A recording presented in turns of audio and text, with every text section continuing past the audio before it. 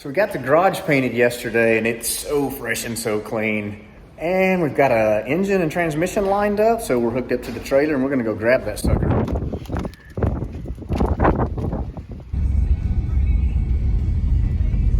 Bet they give you a treat at the bank. What's in there? Look at that. Don't get it on my seats.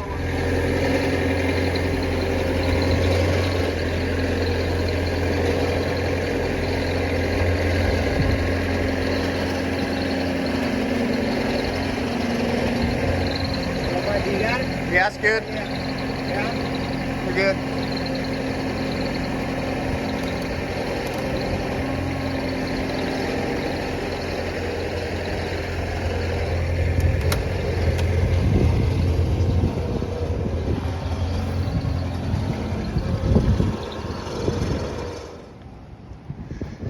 That ain't going anywhere.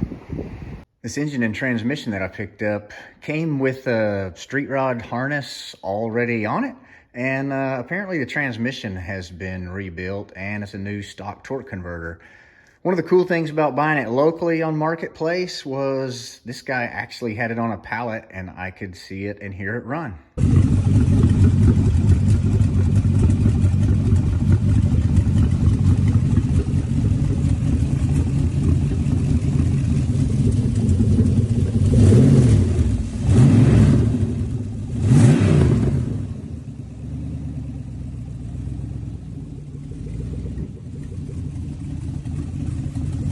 I took the intake off so it was easier to get it off the trailer and off the pallet with the cherry picker and not worry about the chain damaging the ends of it.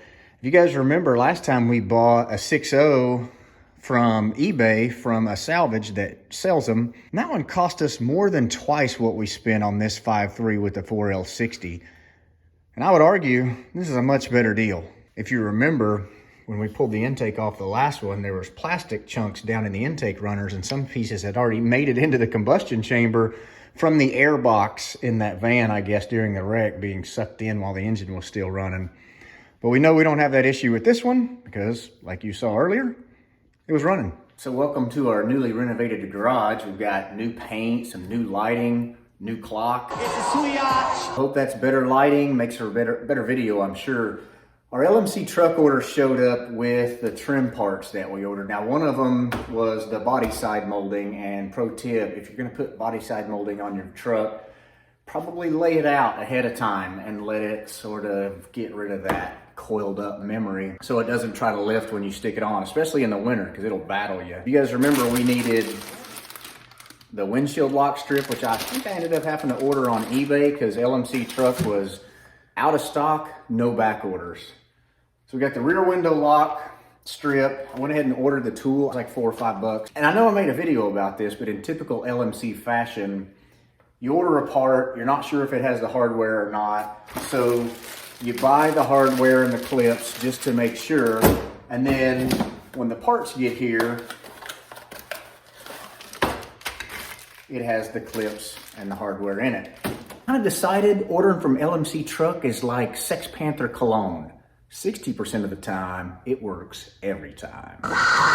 So there's our bedside corner trim, and then except we've already pre-cut this strip, so we'll stick it across the tailgate.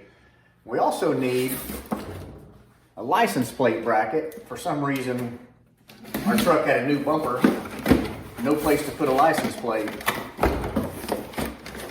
And I ordered the black one because I thought there'd be too much chrome with that chrome bumper. And like we said earlier, all it comes with is the bucket. No tag mounting hardware, no hardware to even bolt this to the bumper.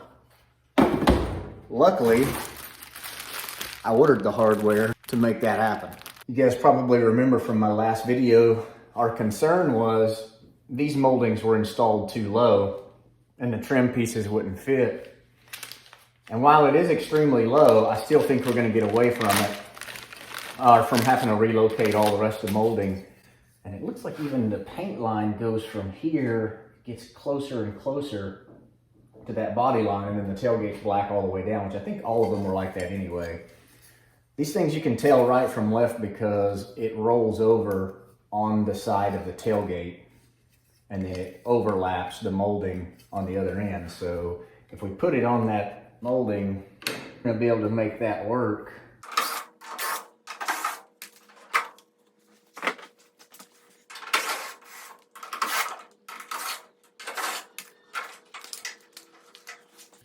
I think the right move for us, since we ordered double the hardware, is to use the U-nuts, or to use the speed nuts on both places instead of having to drill a massive hole in our bed corner in order to make that work. This line with tape, and we can measure down how far the holes need to be. And they can be a little bit large because these speed nuts are gonna take up a little bit of space, but you don't want them too big. You also want to make sure, like with our truck, it's already been filled where the factory holes were. So if we hit it right there, there's going to be some goop in here we're going to have to clean up. So make sure you have access to where you drill it.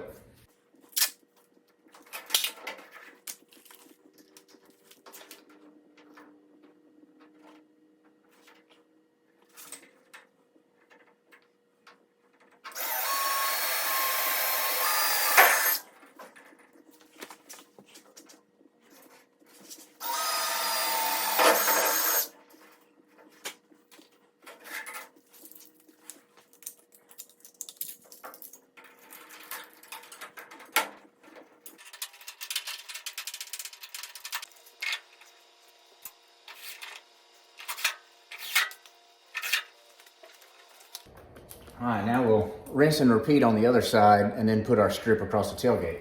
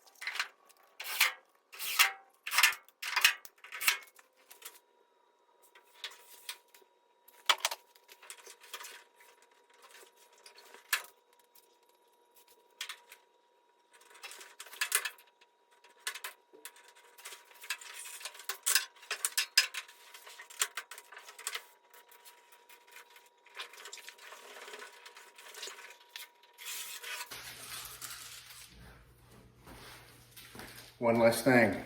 This license plate bracket, I used one of these ice blue colored LED lights that we bought when we were building the F100. I just bought a 6-pack, I think, on eBay when I ordered these. And I've got wiring ran to it, so we can go ahead and get it bolted in place. And we'll figure out the wiring on this truck, because I know the tail lights work, so I'm sure we can tap in at some place and make the tag light work also. More aggressive hardware holding this license plate bracket in than some bumpers I've seen.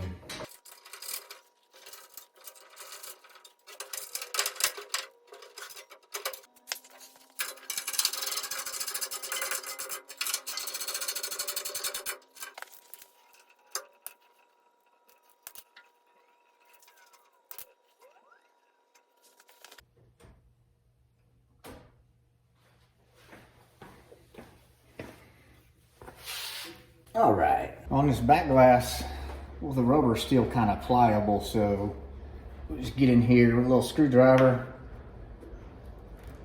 get that started. Just make sure you don't pry against your paint somewhere.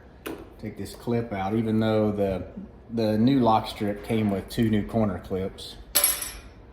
The rest of it just pulls out. And it is kind of brittle. You can tell it's old, but it won't break. just pull it out. I showed you this tool earlier that I ordered, and I've had this molding laying out across my toolbox since yesterday, so it can kind of get rid of that memory. And you can kind of check your tool which size this fits in. It doesn't go in the little one, so not going to use this side. We're going to have to use this side, and basically just hook it in here like so, and then start the molding down there. It doesn't need to go all the way to the very end like you saw the one we just removed. There we go. We just got to keep the tool rocked way back, but hopefully we don't scuff the surface of the new molding too bad.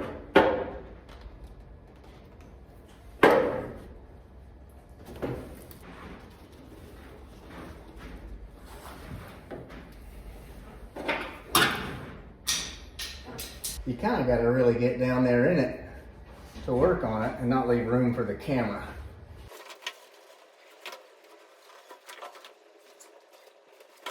Glass guys are certainly not overpaid, because any kind of glass work I've ever done, it's not my favorite thing.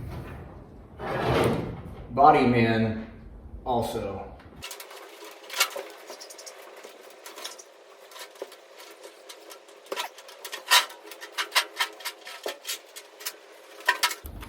I wonder if it's easier to go from the outside in and then bring the outer lip around this corner piece. Yeah. Outside in seems to be the maneuver on these corner clips.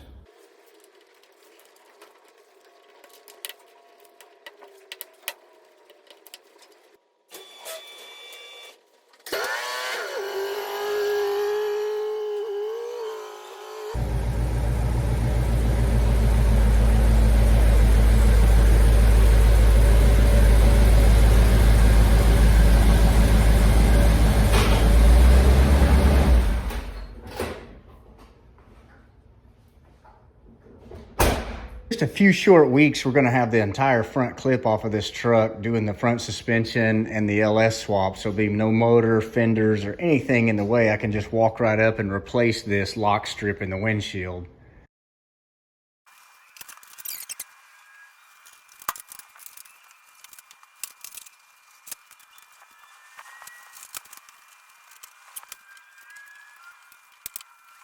Well, that wasn't the worst thing we've ever done here on this channel. So all the trim's finished. The truck looks complete now. Probably just in time for us to start tearing it apart. But hey, at least when we put it back together, the little details will be finished. There are literally piles of parts showing up for the next few stages of this truck. So I hope you guys stay tuned and keep watching. I'll try to cover everything that we do on this new build. Hope you're as excited as I am about it, because I'm totally stoked. We'll see you next time.